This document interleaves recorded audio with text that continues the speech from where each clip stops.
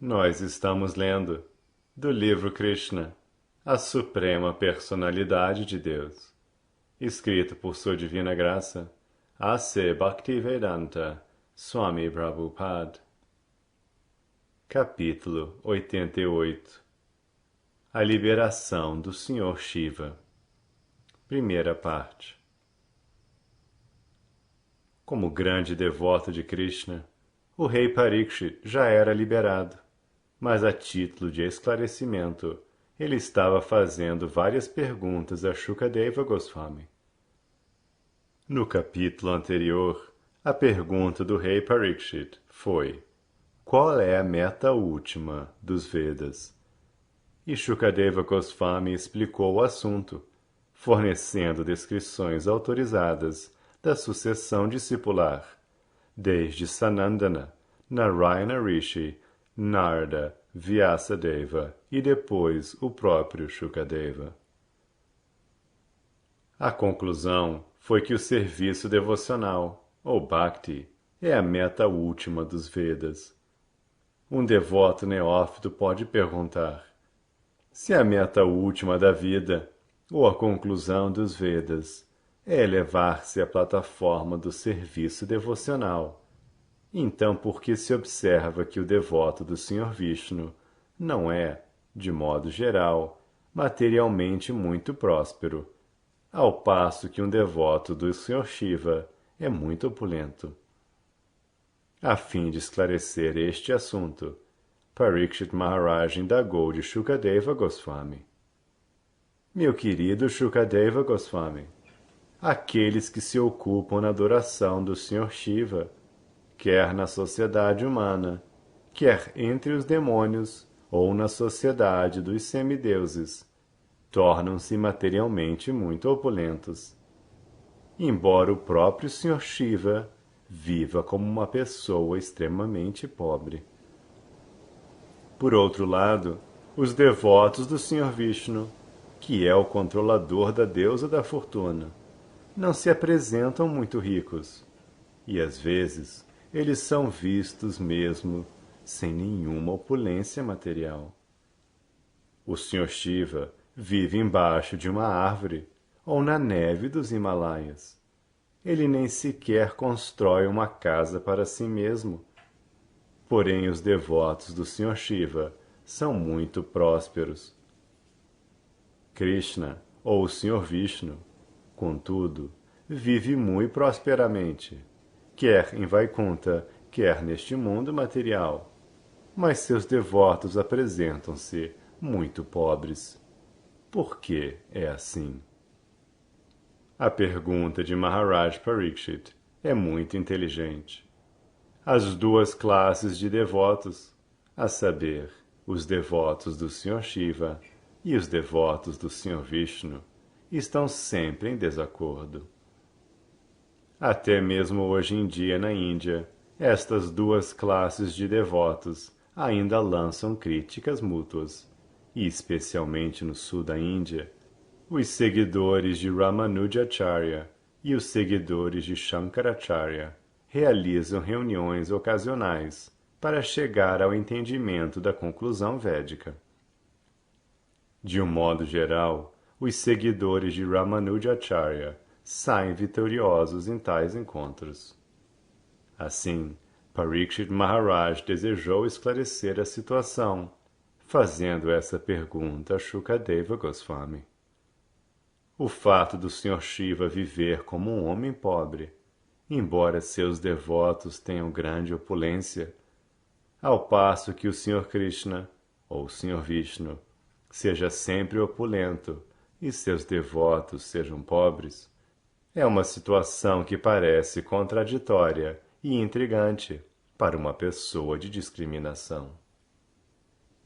Respondendo à indagação do rei Parikshit, Shukadeva Goswami disse que o Senhor Shiva é o mestre da energia material.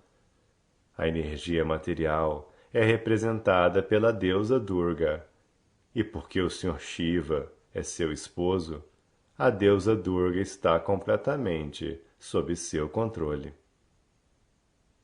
Por conseguinte, o Senhor Shiva é tido como o mestre da energia material. A energia material é manifestada em 3 qualidades, a saber, bondade, paixão e ignorância. Desse modo, o Sr. Shiva é o mestre dessas 3 qualidades. Apesar de estar em associação com estas qualidades para o benefício da alma condicionada, o Sr. Shiva é o diretor e não se afeta. Em outras palavras, embora a alma condicionada seja afetada pelas 3 qualidades, o Sr. Shiva, sendo o mestre delas, não o é. A partir da declaração de Shukadeva Goswami, podemos compreender que os efeitos da adoração de diferentes semideuses não são, como as pessoas menos inteligentes supõem, os mesmos daqueles advindos da adoração ao Sr. Vishnu. Shukadeva Goswami afirma claramente que devido à adoração ao Sr. Shiva se obtém uma recompensa e que devido à adoração ao Sr. Vishnu se obtém uma outra recompensa. E isto é confirmado no Bhagavad Gita. Aqueles que adoram os diferentes semideuses alcançam os resultados desejados que os respectivos semideuses podem proporcionar. Da mesma forma, aqueles que adoram a energia material recebem a recompensa adequada para tais atividades, e aqueles que se ocupam na adoração dos Pitris recebem recompensas semelhantes. Contudo, aqueles que se ocupam em serviço devocional ou adoração ao Senhor Supremo, Vishnu ou Krishna, vão para os planetas Vaikunta ou Krishna Loka.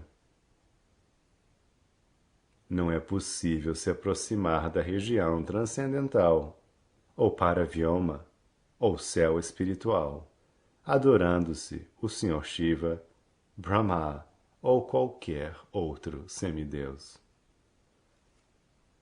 Visto que este mundo material é um produto das 3 qualidades da natureza material, todas as variedades de manifestações são provenientes daquelas 3 qualidades. Com o auxílio da ciência material, a civilização moderna criou muitas máquinas e confortos. Contudo, estas coisas são apenas variedades das interações das 3 qualidades materiais. Embora os devotos do Sr. Shiva sejam capazes de obter muitas aquisições materiais, devemos saber que tais devotos estão simplesmente reunindo produtos manufaturados pelas 3 qualidades. As 3 qualidades são novamente subdivididas em 16, a saber, os 10 sentidos, 5 sentidos funcionais e 5 sentidos para adquirir conhecimento, a mente e os 5 elementos, terra, água, fogo, ar e céu.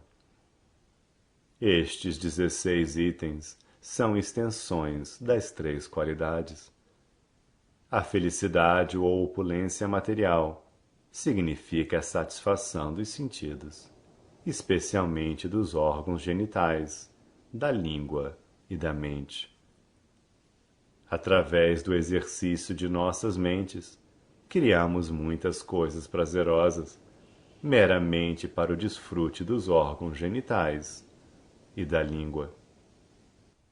A opulência de uma pessoa dentro deste mundo material é estimada em termos do seu exercício dos genitais e da língua, ou, em outras palavras, quão bem ela é capaz de utilizar sua capacidade sexual e quão bem ela pode satisfazer seu paladar, comendo pratos saborosos.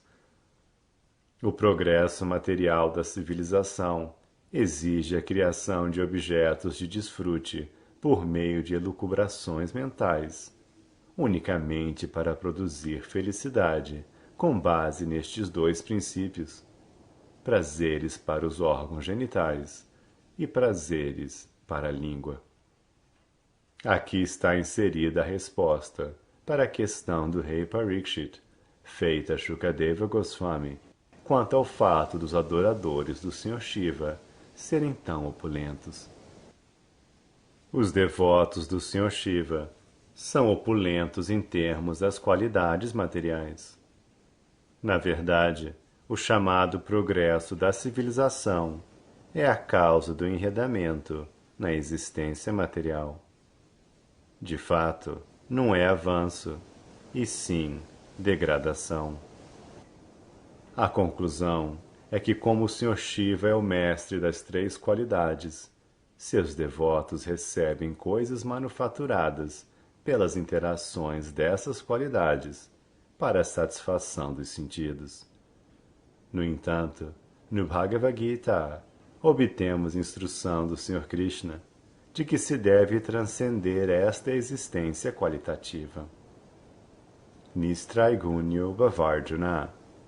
A missão da vida humana é tornar-se transcendental às três qualidades. A menos que seja Nistraigunya, a pessoa não pode liberar-se do enredamento material. Em outras palavras, os favores recebidos do Sr. Shiva não são de fato benéficos para as almas condicionadas, embora materialmente tais facilidades pareçam opulentas. Shukadeva Goswami continuou: a suprema personalidade de Deus, Hari, é transcendental às três qualidades da natureza material. No Bhagavad Gita, o Senhor afirma que qualquer pessoa que se renda a Ele escapa o controle das três qualidades da natureza material. Assim, como os devotos do Senhor Hari são transcendentais ao controle das três qualidades materiais, certamente Ele próprio é transcendental. No Srimad Bhagavatam, portanto, é declarado que Hari, ou Krishna, é a suprema personalidade original. Há dois tipos de prakritis, ou potências, a saber, a potência interna e a potência externa. E Krishna é o senhor de ambas. Ele é Sarvadrik, ou supervisor de todas as ações das potências interna e externa. Ele é também descrito como Padrashta, o Conselheiro Supremo. Como é o Conselheiro Supremo, ele encontra-se acima de todos os semideuses, que meramente seguem as direções do Conselheiro Supremo. Dessa forma, se alguém segue diretamente as instruções do Senhor Supremo, como enunciadas no Bhagavad Gita e no Srimad Bhagavatam, então ele se torna Nirguna, ou acima das interações das qualidades materiais.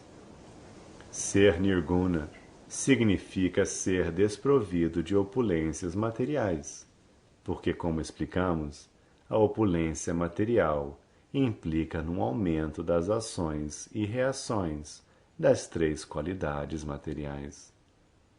Através da adoração da suprema personalidade de Deus, em vez de ficar pretensiosa por causa de opulências materiais, a pessoa enriquece com o avanço espiritual de conhecimento em consciência de Krishna.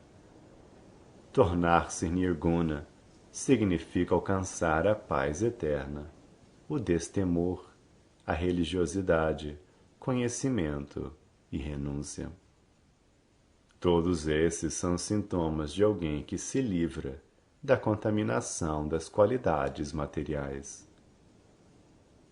Shukadeva Goswami, ao responder à indagação de Parikshit Maharaj, citou um fato histórico relativo ao avô de Parikshit Maharaj, o rei Yudhishthira.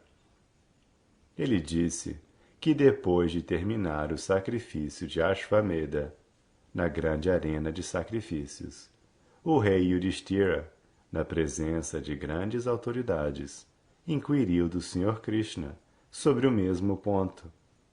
Como é que os devotos do Sr. Shiva se tornam materialmente opulentos, ao passo que os devotos do Sr. Vishnu não?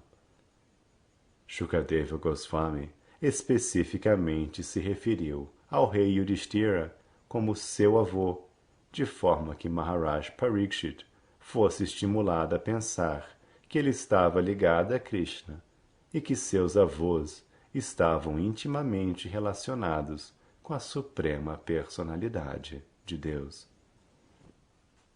Embora Krishna seja sempre muito satisfeito por natureza, quando Maharaj Yudhishthira fez esta pergunta, o Senhor ficou ainda mais satisfeito, porque esta pergunta e sua resposta teriam um profundo significado para toda a sociedade consciente de Krishna.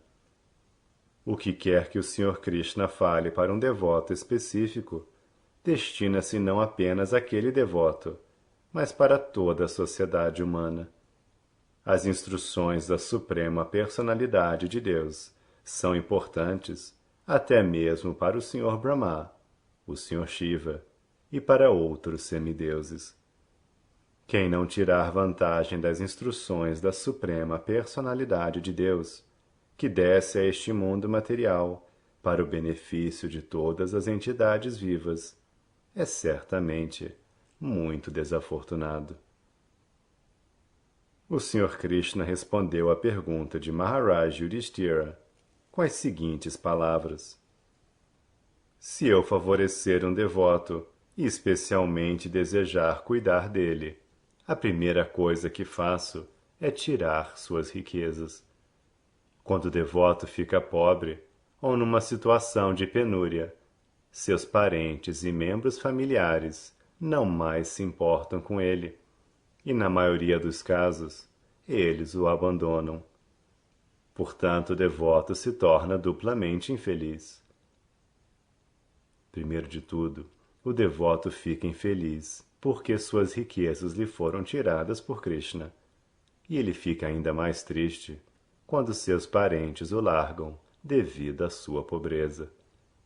Não obstante, devemos perceber que quando um devoto cai numa condição miserável dessa forma, não é devido às atividades ímpias passadas, conhecidas como karma phala.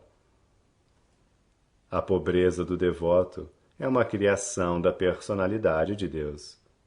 De igual modo, quando um devoto se torna materialmente opulento, isto também não é resultado de suas atividades piedosas.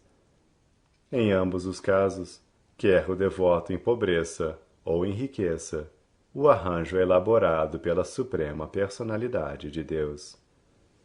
Este arranjo é especialmente feito por Krishna para benefício de seu devoto, apenas para torná-lo completamente dependente dele e liberá-lo de todas as obrigações materiais. Então ele poderá concentrar suas energias, mente e corpo, tudo, para o serviço do Senhor. E isto é serviço devocional puro.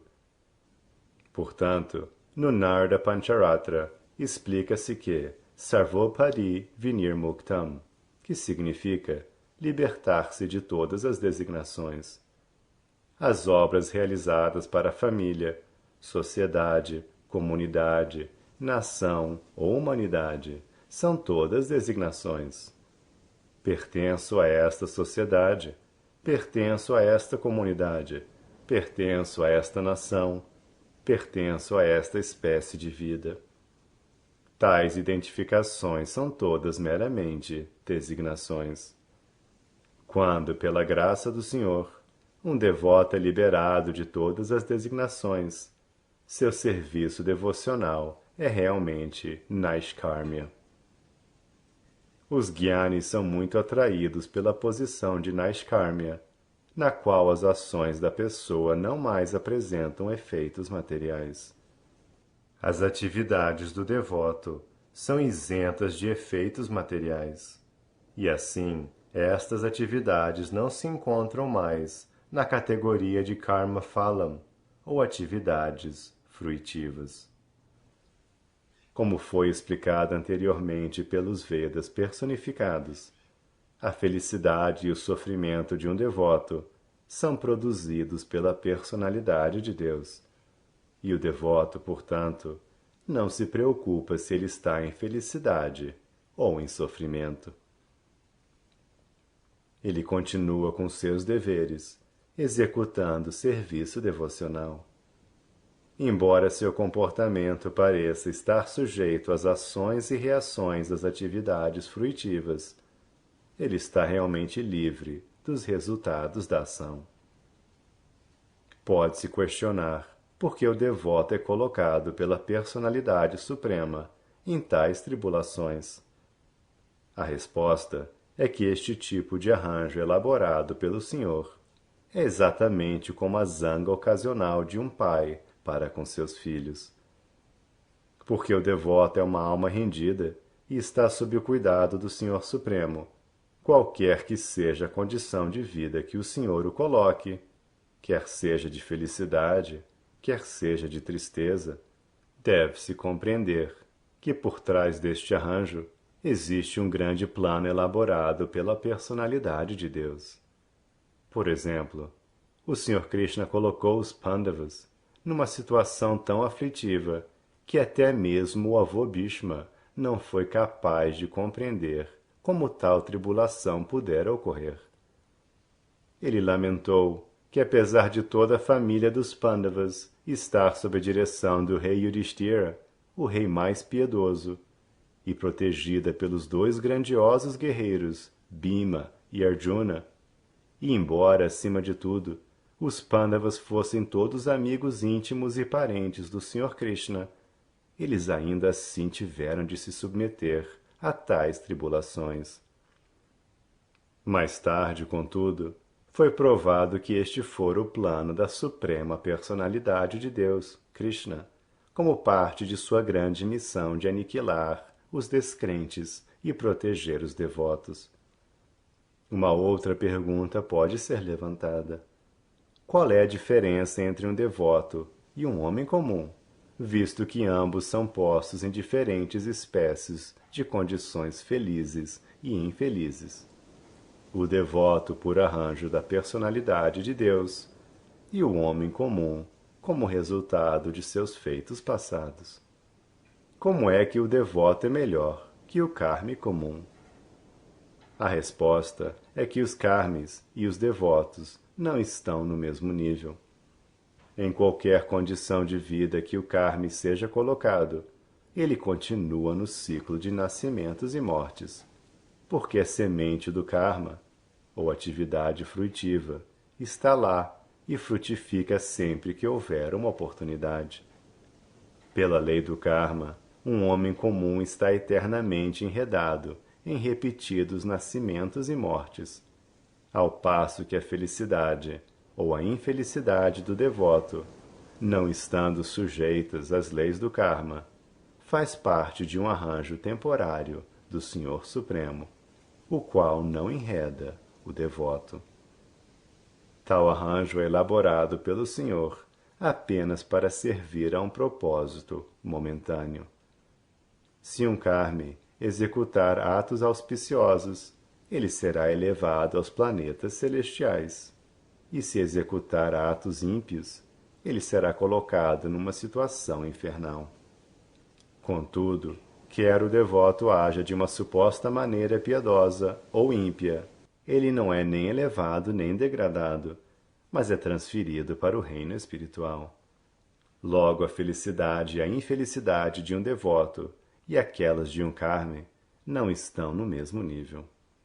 Este fato é corroborado por um discurso de Yamaraj a seus servos, quando da liberação de Ajamila. Yamaraj advertiu seus seguidores que apenas as pessoas que jamais pronunciaram o santo nome do Senhor, ou lembraram a forma, qualidade e passatempos do Senhor, devem ser abordadas pelos seus representantes. Yamaraj também advertiu seus servos para nunca se aproximarem dos devotos. Ao contrário, ele instruiu seus mensageiros que, se encontrasse um devoto, eles deveriam oferecer suas respeitosas reverências. Assim, não há discussão quanto ao fato de um devoto ser elevado ou degradado neste mundo material. Como existe um oceano de diferença entre a punição dada pela mãe e aquela aplicada por um inimigo, assim também o infortúnio de um devoto não é igual ao sofrimento de um karmi comum. Aqui, uma outra questão pode ser levantada. Se o Senhor Supremo é todo-poderoso, por que ele deve tentar reformar seu devoto, colocando-o em tribulação?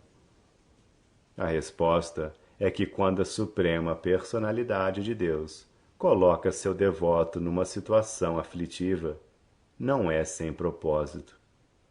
Às vezes, o objetivo é que em tribulação, os sentimentos de apego que o devoto sente por Krishna são ampliados.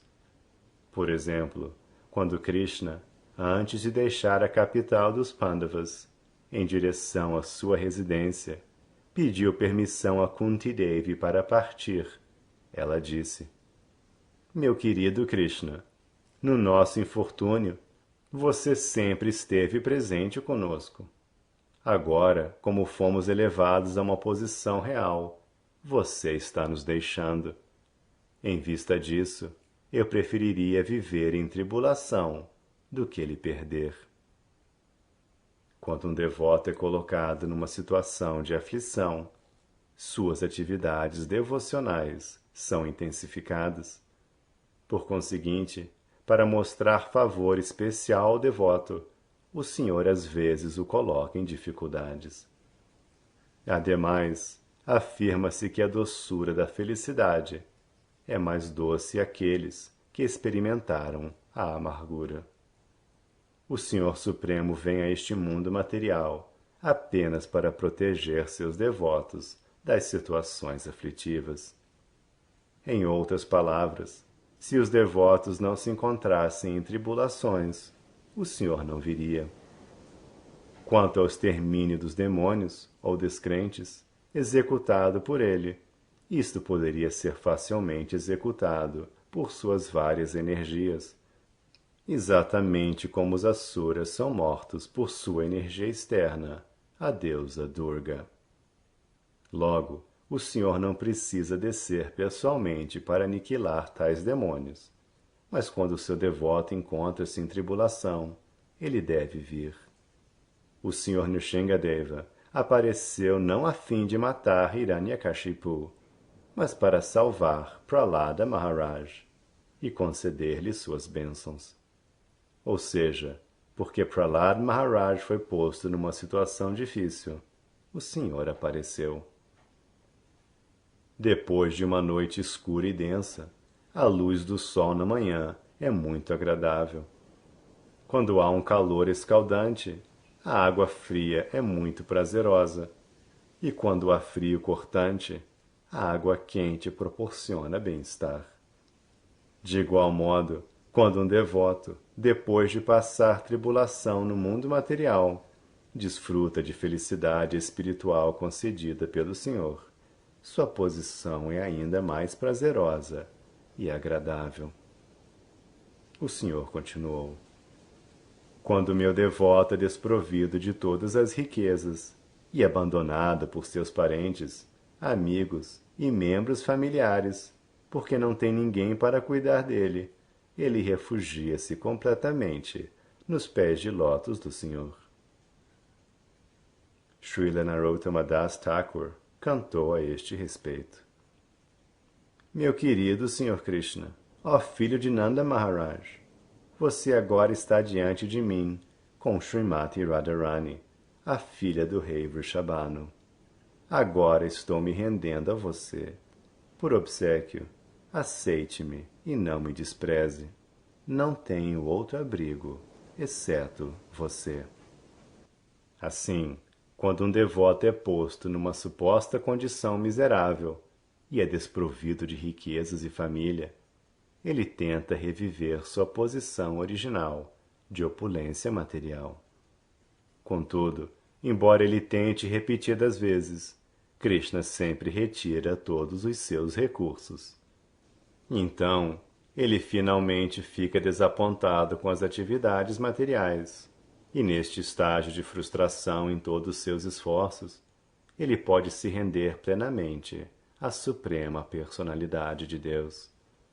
Tais pessoas são aconselhadas interiormente pelo Senhor a se associarem com os devotos. Associando-se com os devotos, elas se inclinam naturalmente a prestar serviço à personalidade de Deus e imediatamente obtêm todas as facilidades do Senhor para avançarem em consciência de Krishna. Os não devotos, contudo, são muito cuidadosos quanto à preservação de sua condição material de vida. Geralmente, portanto, tais não devotos não chegam a adorar a suprema personalidade de Deus, porém adoram o Sr. Shiva ou outros semideuses em busca de lucro material imediato. Dessa forma, no Bhagavad Gita afirma-se: Kankshanata karmanam siddhim yajanta iha devataha. Os karmis, a fim de obterem sucesso no mundo material, adoram os vários semideuses. O Sr. Krishna também declara que aqueles que adoram os semideuses não estão maduros em sua inteligência. Os devotos da Suprema Personalidade de Deus, portanto, por causa de seu forte apego a Ele, não recorrem tolamente aos semideuses. O Sr. Krishna disse ao rei Yudhishthira: meu devoto não é detido por nenhuma condição adversa de vida. Ele sempre permanece firme e constante. Assim, eu me dou a ele de forma que ele possa alcançar o maior sucesso da vida. A misericórdia concedida pela Suprema Personalidade ao devoto testado é descrita como Brahma, o que indica que a grandeza daquela misericórdia só pode ser comparada à grandeza toda penetrante do Brahman. Brahma significa ilimitadamente grande e crescente.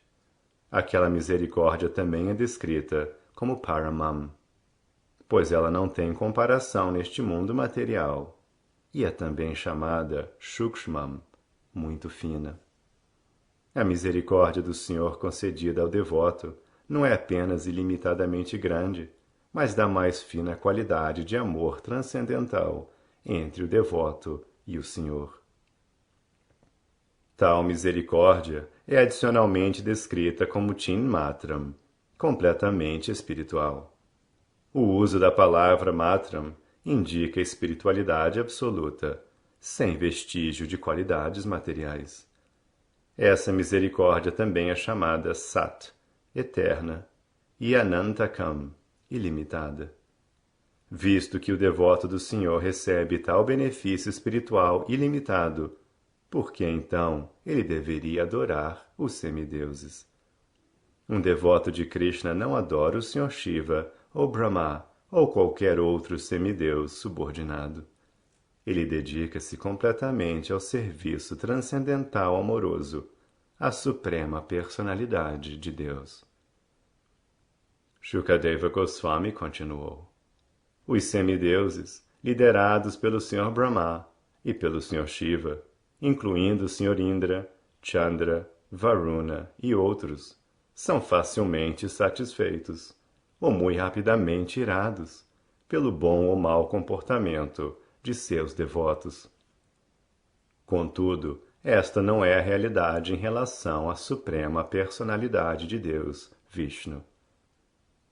Isto significa que toda entidade viva neste mundo material, incluindo os semideuses, é conduzida pelos três modos da natureza material, e assim as qualidades da ignorância e da paixão são proeminentes neste mundo material. Aqueles devotos que recebem bênçãos dos semideuses também são infectados pelas qualidades materiais, especialmente da paixão e ignorância. Em consequência, o Sr. Sri Krishna declarou no Bhagavad Gita que aceitar bênçãos dos semideuses é menos inteligente, porque quando se recebe bênçãos dos semideuses, os resultados de tais benefícios são temporários. É fácil obter opulência material adorando-se os semideuses. Contudo, o resultado é ocasionalmente desastroso. Em vista disso, as bênçãos provenientes dos semideuses são apreciadas apenas pela classe menos inteligente de homens. As pessoas que logram benefícios dos semideuses se tornam pretensiosas devido à opulência material e negligentes em relação aos seus benfeitores. Shukadeva Goswami dirigiu-se ao rei Parikshit. Meu querido rei, o Sr. Brahma, o Sr. Vishnu e o Sr. Shiva, o trio principal da criação material, são capazes de abençoar ou amaldiçoar qualquer pessoa. Desse trio, o Sr. Brahma e o Sr. Shiva são facilmente satisfeitos, porém também muito facilmente contrariados. Quando satisfeitos, eles concedem bênçãos sem discriminação, e quando irados, eles amaldiçoam o devoto sem consideração. Entretanto, o Sr. Vishnu não é assim. O Sr. Vishnu possui um grande poder de discriminação.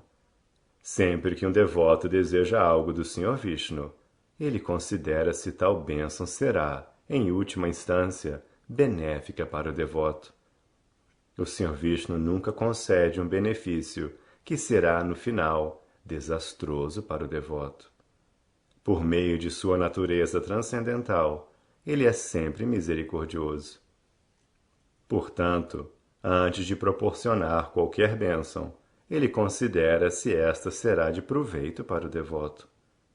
Visto que a suprema personalidade de Deus é sempre misericordiosa, mesmo quando parece que ele matou um demônio, ou até quando ele aparentemente fica irado com um devoto, suas ações são sempre auspiciosas. A suprema personalidade de Deus é, portanto, conhecida como toda benéfica. Tudo que ele faz é bom. Quanto às bênçãos concedidas pelos semideuses, como o Sr. Shiva, existe o seguinte incidente histórico citado pelos grandes sábios. Certa vez, o Sr. Shiva, depois de dar uma bênção ao demônio chamado Vrikasura, o filho de Shakuni, ficou ele próprio enredado numa situação muito perigosa. Vrikasura estava procurando por uma bênção e tentou decidir qual das 3 deidades principais ele poderia adorar a fim de obtê-la. Neste ínterim, ele encontrou o grande sábio Narda e consultou-se com ele, quanto a quem ele deveria buscar para alcançar resultados rápidos de sua austeridade. Ele perguntou: das 3 deidades, a saber, o Sr. Brahma, o Sr. Vishnu e o Sr. Shiva, qual é mais rapidamente satisfeito? Narda pôde entender o plano do demônio, e assim o advertiu. É melhor você adorar o Sr. Shiva, assim você obterá rapidamente o resultado desejado. O Sr. Shiva é muito facilmente satisfeito, e contrariado também. Assim, tente agradar o Sr. Shiva.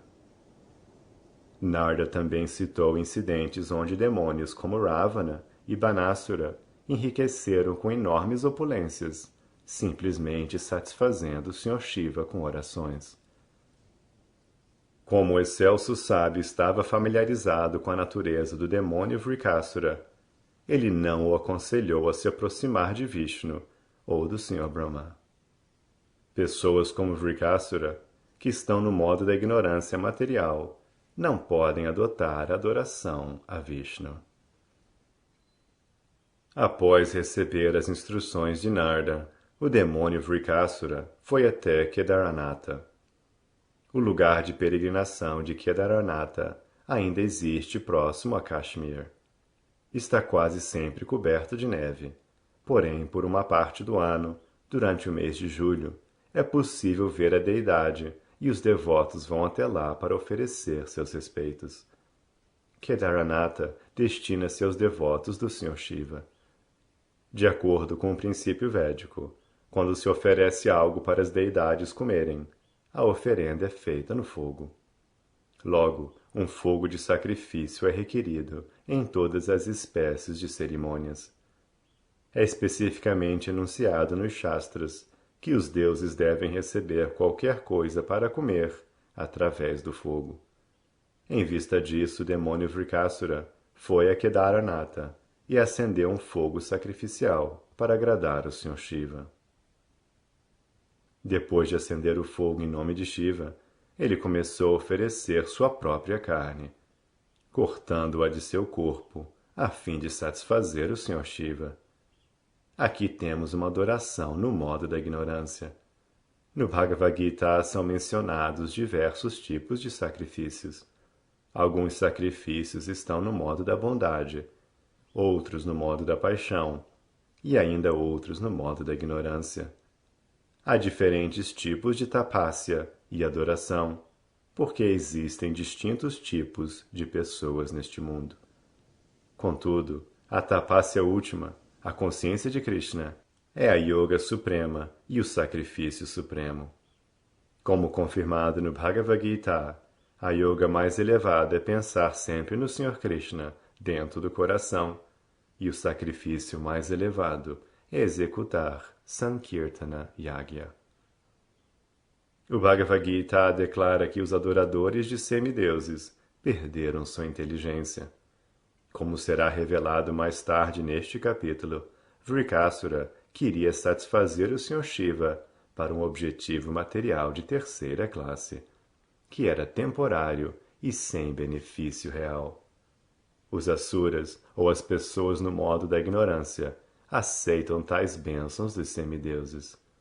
Em completa oposição a este sacrifício no modo da ignorância, encontra-se o processo Archana Vidi, de adoração ao Sr. Vishnu ou Krishna, que é muito simples. O Sr. Krishna afirma no Bhagavad Gita que ele aceita de seu devoto até mesmo uma fruta pequena, uma flor ou um pouco de água, que pode ser conseguido por qualquer pessoa, rica ou pobre. Naturalmente que aqueles que são ricos não deveriam oferecer apenas uma frutinha, um pouco de água ou uma folhinha ao Senhor. Um homem rico deveria fazer oferendas de acordo com sua posição. No entanto, se o devoto for uma pessoa paupérrima, o Senhor aceitará até mesmo a mais insignificante oferenda. A adoração ao Sr. Vishnu ou Krishna é muito simples e pode ser realizada por qualquer pessoa neste mundo. Não obstante, a adoração no modo da ignorância, como exibida por Vrikasura, é não apenas muito difícil e dolorosa, mas também um inútil desperdício de tempo. Logo, o Bhagavad Gita enuncia que os adoradores dos semideuses são desprovidos de inteligência. Seu processo de adoração é muito difícil, e ao mesmo tempo o resultado obtido é inconstante e temporário. Embora Vrikasura continuasse seu sacrifício por 6 dias, ele foi incapaz de ver o Sr. Shiva pessoalmente, que era seu objetivo.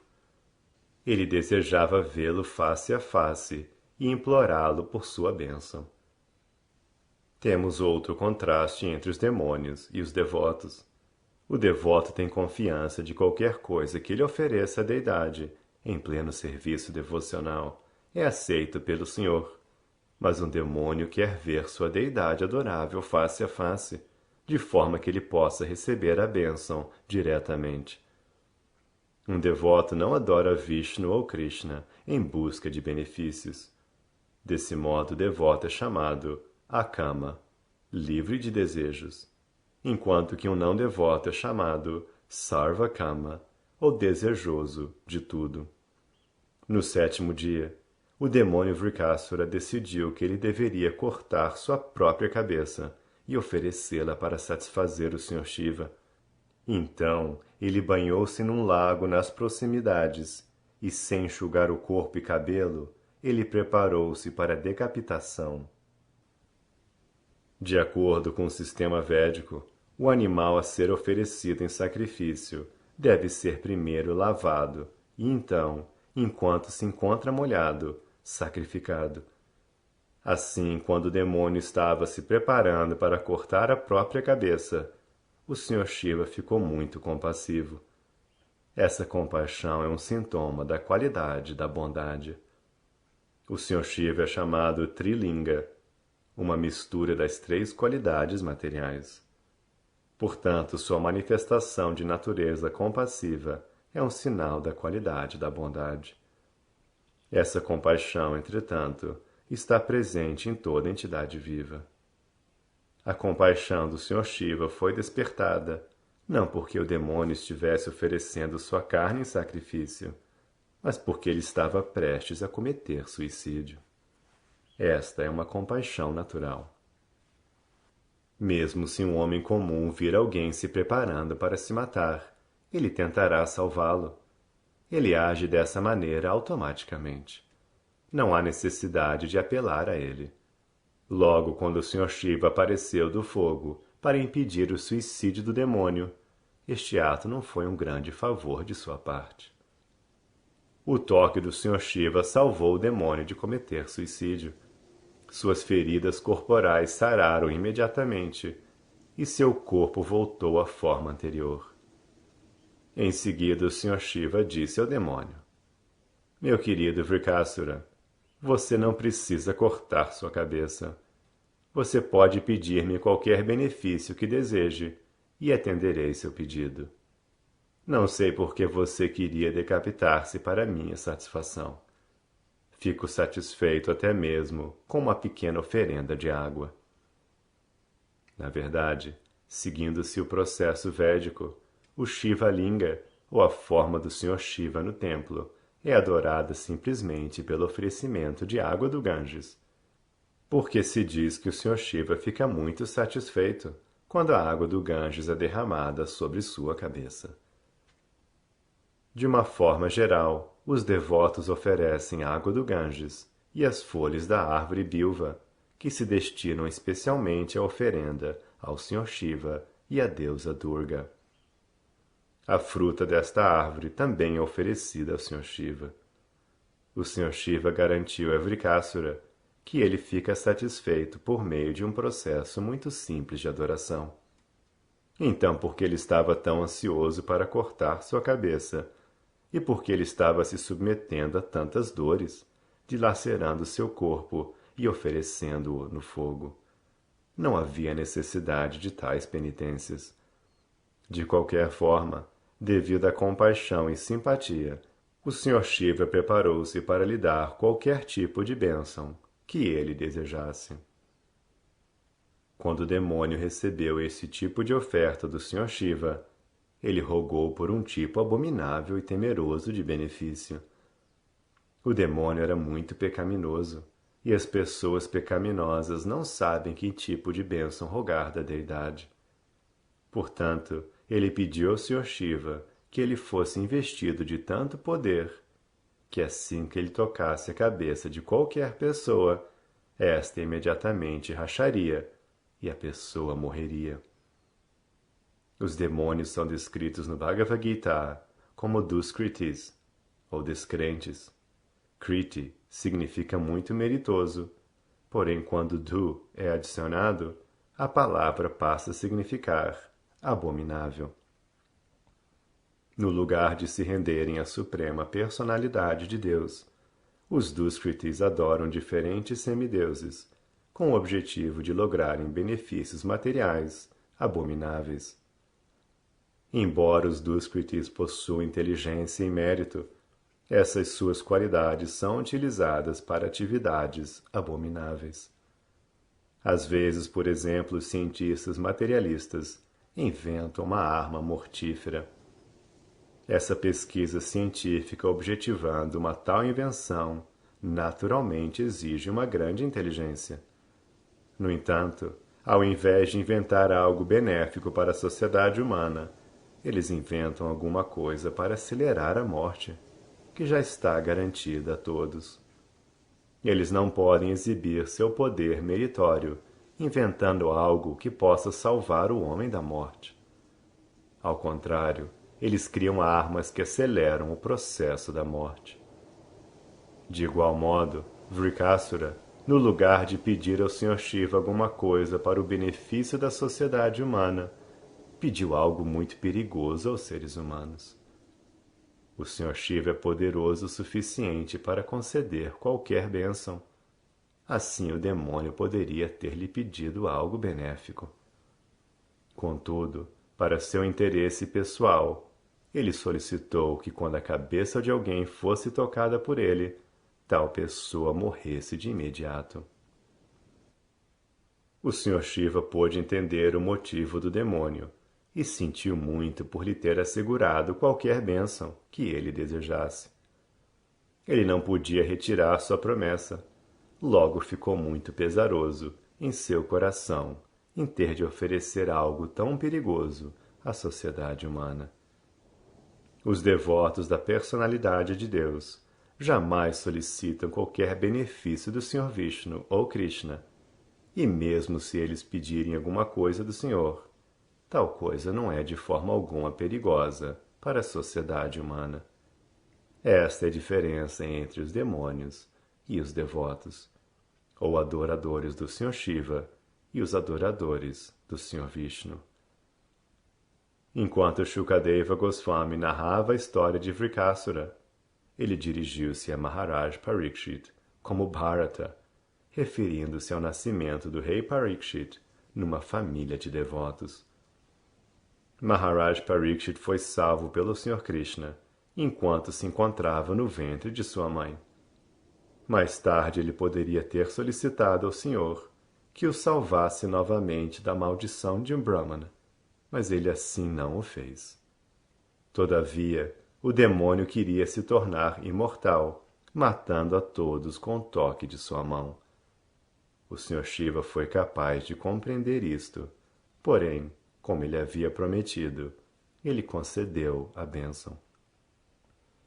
No entanto, o demônio, sendo muito pecaminoso, decidiu imediatamente que ele usaria o benefício para matar o Sr. Shiva e levar Gauri, Parvati, para seu desfrute pessoal. De imediato ele decidiu colocar a mão na cabeça do Sr. Shiva. Desse modo, o Sr. Shiva foi colocado numa situação embaraçosa, porque ele se encontrava ameaçado pela sua própria bênção concedida a um demônio. Este é um exemplo de um devoto materialista, utilizando indevidamente o poder obtido dos semideuses. Sem mais deliberações, o demônio Vrikasura aproximou-se do Sr. Shiva para colocar a mão sobre sua cabeça. O Sr. Shiva estava com tanto medo dele que seu corpo tremia, e assim ele fugiu da terra para o céu e do céu para outros planetas, até que ele atingiu os limites do universo, acima dos sistemas planetários superiores. O Sr. Shiva fugiu de um lugar para outro, mas o demônio Vrikasura continuou a persegui-lo. As deidades predominantes dos outros planetas, tais como Brahma, Indra e Chandra, não conseguiram encontrar uma forma de salvar o Sr. Shiva daquele perigo implacável. Aonde quer que o Sr. Shiva fosse, eles permaneciam em silêncio.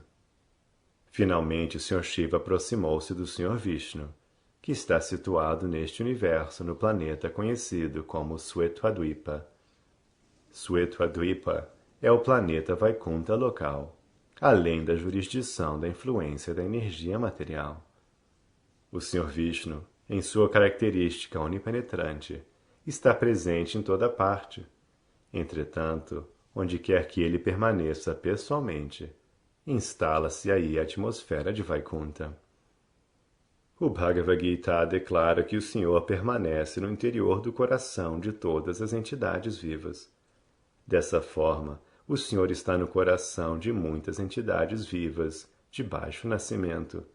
Contudo, isto não significa que ele é de baixo nascimento. Onde quer que ele esteja, o local se transforma em Vaikunta. Portanto, o planeta neste universo conhecido como Svetadvipa é também Vaikunta Loka. Afirma-se nos Shastras que as áreas residenciais na floresta estão no modo da bondade.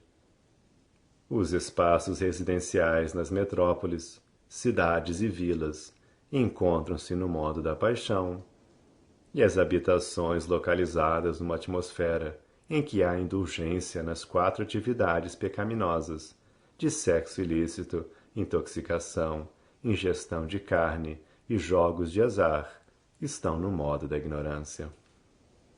Todavia, residências num templo de Vishnu, o Senhor Supremo, estão em Vaikunta. Não importa onde o templo esteja situado, o próprio templo, onde quer que esteja, é Vaikunta. De modo semelhante, o planeta Svetadvipa, conquanto dentro da jurisdição material, é Vaikunta. O Sr. Shiva finalmente entrou em Svetadvipa Vaikunta. Em Svetadvipa existem ilustres pessoas santas que estão completamente livres da natureza invejosa do mundo material e que se encontram além da jurisdição dos 4 princípios da atividade material, a saber, religiosidade, desenvolvimento econômico, satisfação dos sentidos e liberação.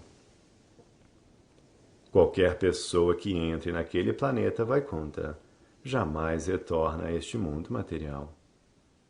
O Sr. Narayana é famoso como o amante de seus devotos, e assim que ele percebeu que o Sr. Shiva estava correndo enorme perigo, ele apareceu como um brahmachari e pessoalmente aproximou-se do Sr. Shiva para recepcioná-lo à distância. O Senhor apareceu como um brahmachari perfeito, com um cinto em volta de sua cintura, um cordão sagrado, uma pele de veado, um cajado de brahmachari e contas de Rodra. As contas de Rodra são diferentes das contas de Tulasi. As contas de Rodra são usadas pelos devotos do Sr. Shiva. Vestido como um brahmachari, o Sr. Narayana postou-se diante do Sr. Shiva. A radiante refulgência que emanava de seu corpo atraiu não apenas o Sr. Shiva, mas também o demônio Vrikasura.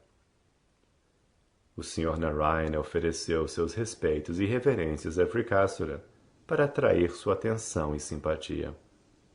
Portanto, interrompendo o demônio, o Senhor dirigiu-lhe as seguintes palavras: Meu querido filho de Shakuni, você parece muito cansado, como se estivesse vindo de um lugar bem distante. Qual é seu objetivo? Por que você veio até tão longe? Vejo que você está fatigado. Assim, peço-lhe que descanse um pouco. Você não deve cansar seu corpo desnecessariamente. Todos valorizam muito seus corpos, porque apenas com o corpo a pessoa pode satisfazer os desejos da mente. Portanto, não devemos causar dificuldades desnecessárias ao corpo. O Brahmachari dirigiu-se a Vrikasura como filho de Shakuni, unicamente para convencê-lo de que ele era conhecido ao pai dele, Shakuni. Portanto, Vrikasura entendeu que o Brahmachari era alguém conhecido de sua família, e as palavras simpáticas do Brahmachari lhe foram apelativas. Antes que o demônio pudesse argumentar que não dispunha de tempo para repousar, o Senhor informou-lhe sobre a importância do corpo, e o demônio se convenceu. Qualquer homem, especialmente um demônio, acredita que seu corpo é muito importante. Consequentemente, Vrikasura foi convencido sobre a importância de seu corpo. Em seguida, para apaziguar o demônio, o Brahmachari disse-lhe: Meu querido senhor, se acha que pode revelar a missão pela qual você veio até aqui, talvez eu possa ajudá-lo, para que seu objetivo seja facilmente alcançado. Indiretamente, o Senhor informou-lhe que, como o Senhor é o Brahman Supremo, ele certamente seria capaz de resolver aquela situação embaraçosa criada pelo Sr. Shiva. O demônio foi apaziguado plenamente pelas doces palavras do Sr. Narayana, na forma de um brahmachari, e, por fim, revelou tudo o que acontecera em relação à bênção oferecida pelo Sr. Shiva. O Senhor respondeu ao demônio com as seguintes palavras: Eu, pessoalmente, não acredito que o Sr. Shiva tenha lhe dado tal benefício. Pelo que eu sei, o Sr. Shiva não se encontra num estado de sanidade mental. Quando ele discutiu com seu sogro, Daksha, ele foi amaldiçoado a se tornar um Pisacha, fantasma. Desse modo, ele se tornou o líder dos fantasmas e seres espectrais. Logo, não posso ter confiança em suas palavras. Todavia, se você ainda acredita nas palavras do Sr. Shiva, meu querido rei dos demônios, então por que você não faz uma experiência colocando sua mão sobre sua própria cabeça?